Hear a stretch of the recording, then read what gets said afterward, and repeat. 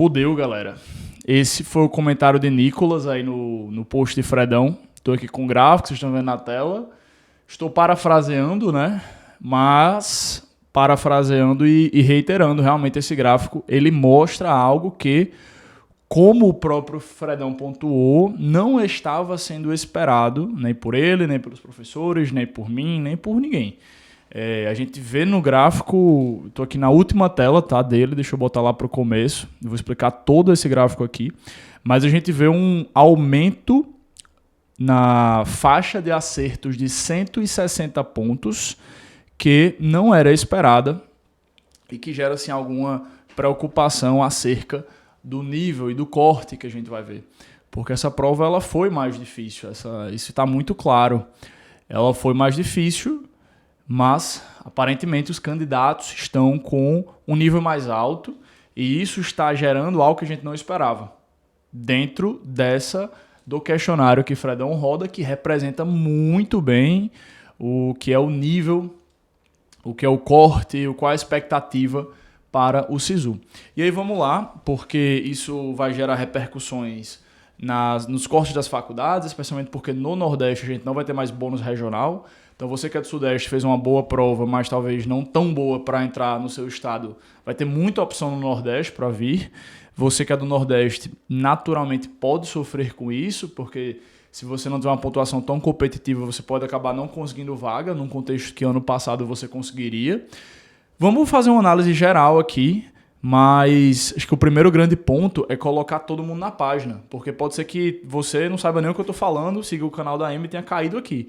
Eu acredito que a maioria que entrou nesse vídeo já viu isso aí e quer que a gente faça uma análise, quer trocar ideia sobre esse tema, mas eu acho que muitos não viram nada, né? Não sabem nem o que é isso aí. Para quem não sabe, o professor Fredão trabalha, vou até dar um zoom aqui, ó, deixa eu botar nos comentários dele. O professor Fredão trabalha de uma forma brilhante, fazendo isso já há vários anos.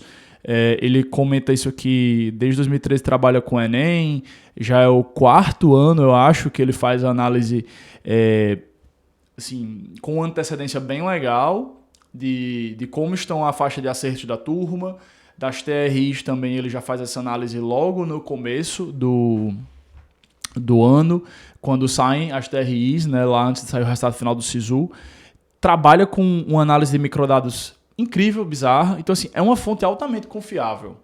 Eu acho que esse é o primeiro ponto. E como ele colocou aqui nos comentários, cara, eu acho que a gente, enquanto vestibulando, não pode ficar reclamando, jogando hate, entendeu? Assim, Fredão não tá fazendo isso, ele bota isso aqui muito bem. É um cara com 38 anos, trabalhando na melhor, se não uma das melhores escolas de Brasília, com um trabalho na internet já altamente consolidado, com muito material gratuito. Galera, falando sério, assim, ele não tá fazendo isso para vender mais na Black Friday. Vocês sabem quem tá fazendo isso para vender mais na Black Friday, tipo, é muito nítido, você sente na energia das palavras quem tá botando medo e falando que toda a turma fez 40 a mais, com o único intuito de vender mais na Black Friday, cara. Falei sobre isso nos stories da AM. Se você não segue a mentoria ainda, segue lá. A gente tem uma plataforma com mais de 120 mentores que ajudam de forma individualizada vestibulandos a terem mais segurança de que estão no caminho certo e mais estratégia ao longo do ano. Foi um trabalho muito foda há muito tempo também. Acho que quando o Fredão começou a estourar na internet, a gente estava começando. Obviamente o Fredão tem 38 anos, eu tenho 25, galera. Então, assim, naturalmente o Fredão tem mais bagagem, mas o que a gente tem feito é muito bom nesse sentido, que é o mesmo de Fredão. Ele até botou aqui nos comentários, eu queria levar esperança, eu queria ser eu acreditava que esse ano eu seria o Fredão Esperança. Olha que comentário bom que ele colocou aqui. Mas, né, como ele falou, eu realmente não esperava observar no questionário. E aí vamos, porque eu quero mostrar aqui o que foi observado e fazer uma análise de algo que, para mim, muito importante ser visto. Porque por mais que sim, a gente viu esse número mais alto aí, tem alguns pontos relevantes para a gente compartilhar. Vamos, chega aqui que você vai perceber isso ao longo da análise. Primeiro grande ponto aqui, tá? A gente vê que Fredão fez um trabalho foda de tirar alguns candidatos que pareciam ter respostas fakes. Parabéns para Fredão e vai se lascar você que manda uma resposta fake para um negócio desse. Na moral, é muita maldade, E aí pessoas que montaram Instagrams falsos, e-mails que não existiam, não responderam, né, quando ele fez o contato de volta, então ele tirou algumas pessoas daí. E aqui, cara, pra mim, isso aqui é o que mais prova que a gente deve confiar nessa análise. Isso aqui é o que mais prova. Olha só que legal.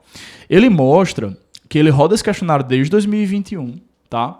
Em que a gente teve uma prova de nível normal, não absurdo, e a gente teve 6 candidatos que tiveram 165 mais e 34 que tiveram 160 mais, tá? Foram 3 mil candidatos.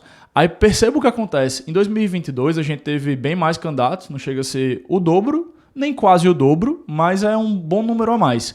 Só que a gente teve uma redução muito significativa, de 6 vezes de redução, o número de candidatos 6 vezes a menos, quem fez mais de 165, e quase 6 vezes a menos quem fez 160 ou mais. Ou seja, você vê que caiu mesmo porque a prova foi bem mais difícil em 2022, tá?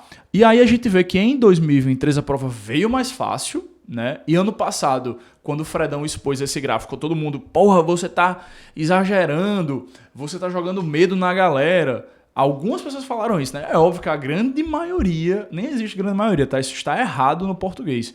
Mas a maioria dos candidatos que seguem Fredão sabem que ele é um cara ético pra caramba, do bem, crossfiteiro, matemático, gente boa, entendeu? O cara é sangue bom. Ele não iria fazer isso com esse intuito. Ele fez, não, galera, eu não tô fazendo isso com esse intuito. Aí falaram que ele tava forçando a barra, etc. Aí quando vieram os cortes, vieram, né? Todo mundo bombando, gente fazendo 160 e não passando na UFRN, por exemplo. Teve gente que não passou com 163. A gente tem um aluno aqui na AM que não passou. Ela fez 163 e não passou. Mas porque a redação foi 880? Tá, mas porra, todo mundo esperava que ela fosse passar mesmo com a redação 880, né? E não passou. Então assim, quando o Fredão expôs isso aqui em 2023, muita gente, nossa, você tá forçando e tal. Cara, tá, foi verdade. A gente viu em 2023 mesmo um aumento expressivo, tá? Nos candidatos que tiveram essas pontuações muito altas, o que também fez, né, os cortes subirem significativamente. Tá.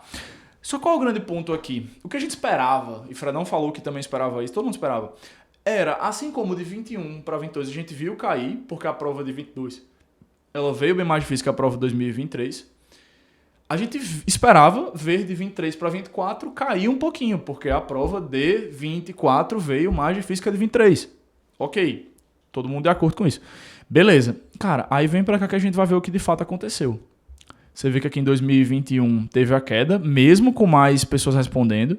2022 teve um aumento super significativo. E aí, assim, muita gente poderia pensar no passado, né? Ah, isso aconteceu porque os candidatos que responderam a mais foram candidatos que têm um nível muito alto somente. Tipo assim, as respostas elas vieram nesse tiro aqui, nessa faixa de hipercandidatos incríveis, fodas. Cara, mas não foi isso. Porque no corte, que é o grupo geral, isso se mostrou também, tá? E é isso que é legal do formulário do questionário de Fredão, porque acaba que a gente tem uma relevância estatística muito boa para candidatos de nível alto. Até algo legal que ele expôs aqui, ó. Você vê que ano passado, de quem respondeu, ano passado mais gente respondeu do que esse ano. Esse ano teve menos resposta.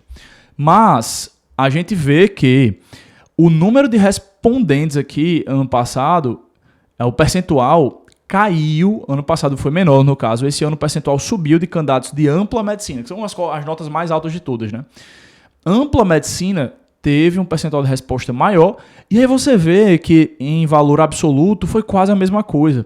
Então, se você quer ampla medicina, cara, o que esse gráfico mostra, ele realmente tende a estar bem, assim, bem fidedigno, até porque a gente percebe que o número de respondentes foi quase o mesmo, tá?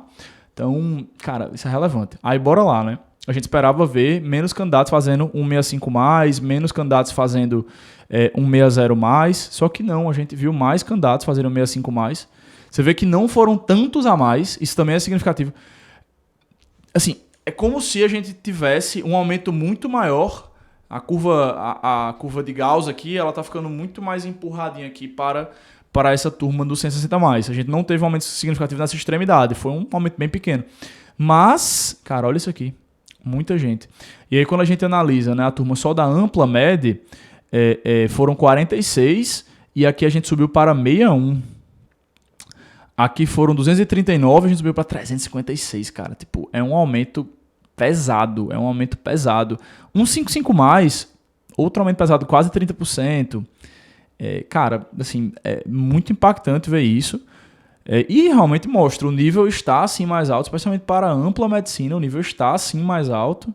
E aí o que eu quero mostrar aqui que eu falei, que eu vi e achei interessante.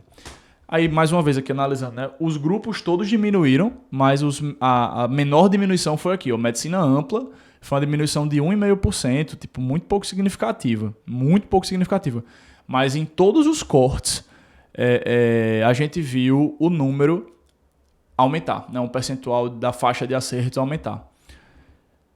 E aí, vamos para mostrar o que eu queria mostrar. Basicamente, naturezas aqui a gente vê que não teve aumento, inclusive, ó, teve uma quedinha, tá? Teve uma quedinha porque foi a área que a gente viu o nível de dificuldade ser muito mais alto.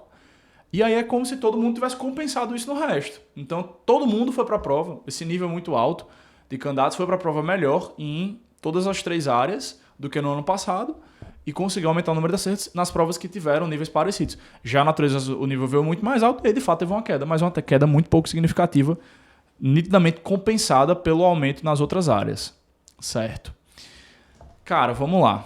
Aqui é onde eu acho muito interessante fazer uma análise. Primeiro grande ponto, a gente percebe que os acertos altos eles estão muito concentrados no sudeste do país. A gente vê uma UFPI aqui, vê algumas notas na UFC, você vê uma UFRN. Eu não sei se esse é o aluno da M, mas a gente teve 2 alunos que eu já mapeei com 165, tá?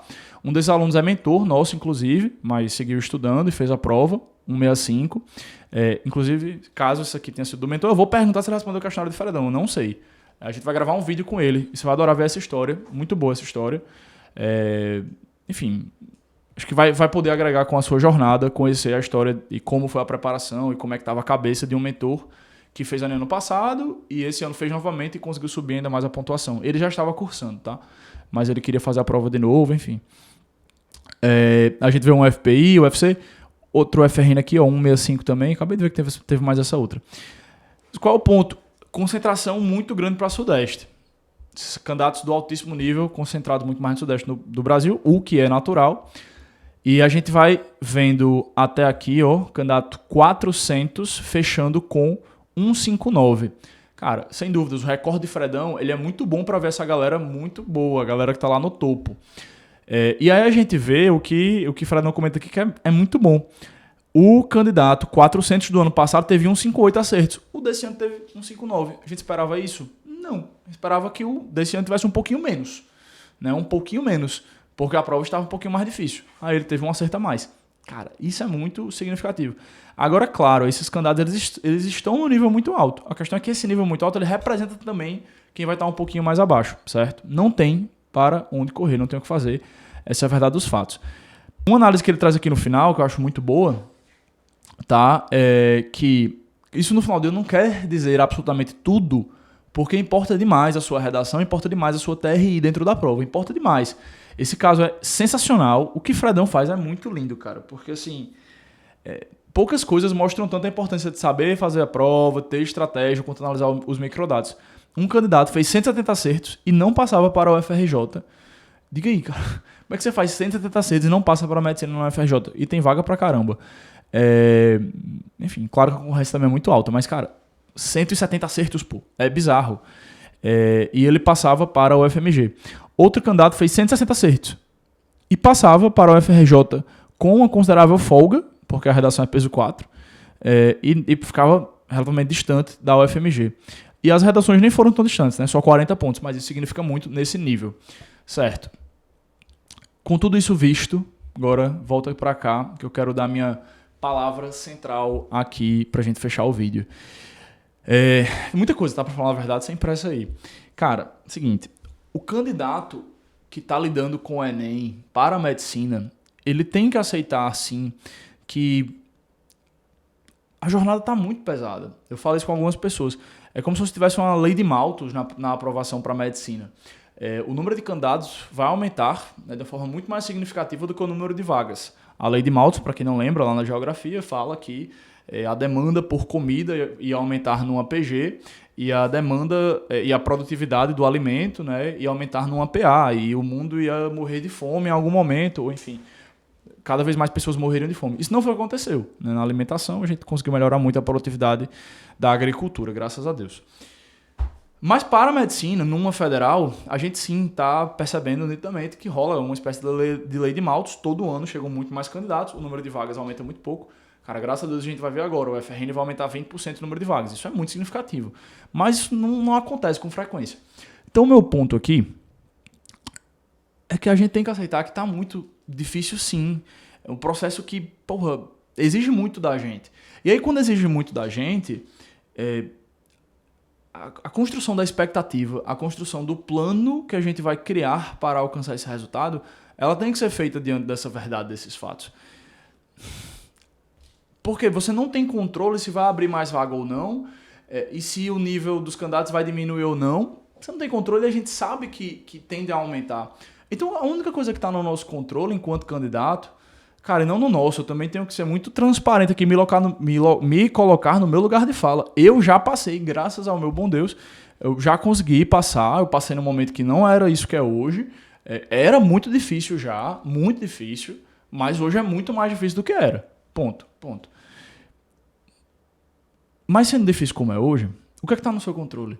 Cara, é se resignar, estudar e... Falo demais isso para quem está dentro da AM e acho que é a grande mensagem quando você escolhe fazer medicina. É entender que o lifestyle que você vai viver é um lifestyle de estudo, não só para entrar lá dentro, mas muito antes, e que você tem que se ver desde o primeiro momento, como eu já comecei a minha medicina, eu estou na jornada para eu ficar pronto para fazer a medicina. E se eu não aprender a tornar essa jornada legal para mim, cara, eu não vou conseguir passar, porque eu preciso estar sempre muito motivado, sempre com energia muito alta, para conseguir lidar com esse desafio. E não dá para viver esse processo se você constrói expectativas que você não consegue cumprir, tá? De tipo, vou passar em um ano. Aí você não cumpre e fica mal pra caramba, porque uma vez que você, né, constrói a expectativa, cara, no que você não alcança ela, cara, frustra pra caramba. E aí você dá um espaço ali muito grande para uma desmotivação, dopamina lá embaixo, você naquele sentimento de espiral de frustração gigante, que te impede de voltar a estudar e continuar o seu progresso. Porque um fato aqui é, ano após ano, os candidatos lá da primeira prateleira vão embora. Os candidatos que estão chegando, aumentando essa lei de Malthus que eu falei, eles chegam mais embaixo. Você que já está na jornada, cara, sempre que entra uma turma, há uma limpa muito grande das vagas. Você que bateu na trave, você já se colocou na primeira prateleira. Isso é bom pra caramba, cara. Isso é muito bom. Agora, qual é o mal aí, né? Qual é o problema? O problema é que, na maioria dos casos, muitos candidatos que já estão muito bem, quando eles não passam, eles não continuam onde eles estavam. Eles vão para um cursinho presencial, vão para preparações mais tradicionais, que os colocam naturalmente de volta para a posição zero da régua, eles vão subindo de volta. Só, cara, eles não precisavam, porque eles já estavam tipo, na posição 27 da régua, uma réguazinha de 30 centímetros, eles já tinham dado quase toda a régua. Faltava mais 3 centímetros, aí ele volta para o zero para recomeçar.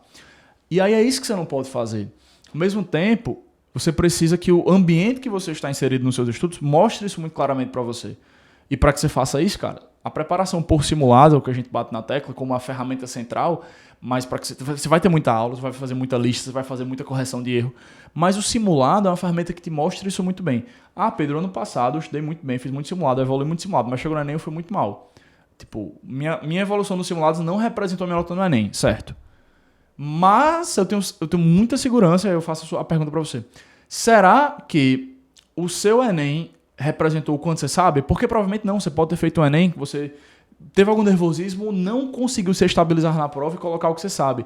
Só que você saiu da prova fazendo, puta merda, essas questões que eu errei, eu sabia acertar muitas delas, foi besteira, foi bobeira. Foi falta de algum pequeno ajuste dentro da prova para eu me manter ali dentro. Então é sobre isso agora. Perceber que, pô, já evolui pra cacete. Eu tenho algumas coisas pra ajustar pro próximo ano pra que eu chegue nesse patamar de 160. Porque também, galera, pô, ser honesto aqui. Você chegou no 160, você vai passar, cara. Você vai passar. Assim, você pode não passar na faculdade que você quer, porque porventura sua redação foi ruim.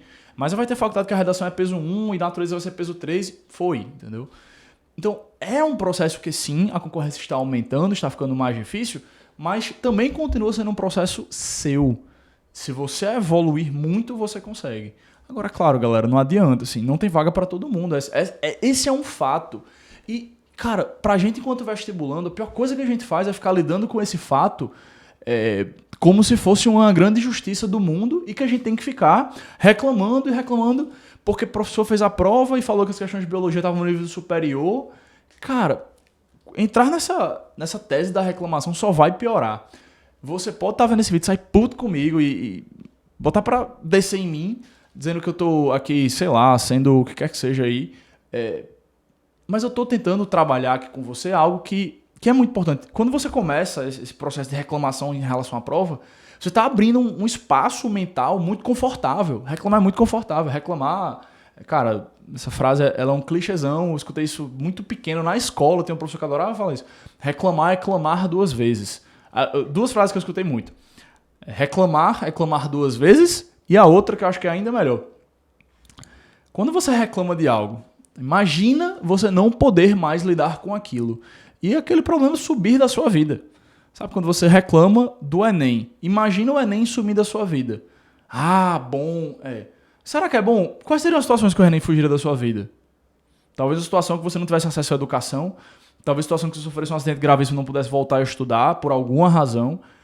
Cara, não reclama, entendeu? Porque das duas, ou você está pedindo para Deus tirar aquilo da sua vida e você precisa daquele processo para chegar onde você quer, ou não reclama porque reclamar é clamar 2 vezes, é pedir 2 vezes. Então você está pedindo mais do que você não quer. Cara, para de reclamar. Assim, não vai te ajudar. Sério, não vai te ajudar. E começa agora a construir o ambiente para que fique mais gostoso viver esse estudo. Como é que você constrói um ambiente para que fique mais gostoso viver esse estudo? Cara, são N formas. Eu falo isso o tempo inteiro. A primeira começa em organiza a sua vida, come melhor, dorme melhor, tá? Acha professores que você goste de ver a aula. Começa a fazer mais questão porque fica mais dinâmico o seu processo de estudos. Faz mais simulado porque você gamifica a jornada, tá? E eu bato muito essa tecla. Talvez você não tá achando tão legal porque você não encontrou algo na sua vida que seja um aprendizado paralelo. Então a sua vida ela fica completamente restrita ao Enem. E é só Enem, e você não consegue perceber que você está vivendo, você está evoluindo em outros aspectos da vida. Tá? Eu, se tivesse enquanto vestibulando de volta, cara, sem dúvidas estaria fazendo algum esporte que eu pudesse competir, que eu pudesse me desenvolver para ver, nossa, eu estou evoluindo também em outras coisas na minha vida. Enquanto vestibulando, eu acho que até errei, porque eu só fazia o feijão com arroz, academia, eu não treinava direito. E eu descobri o CrossFit depois, por exemplo. Então, é basicamente isso. Assim, eu acho que a gente tem uma oportunidade agora de ver essa situação de um jeito diferente. Esse ficou meio longo, ficou quase um podcast. Mas reflete sobre isso, curte o vídeo, até o próximo. Valeu!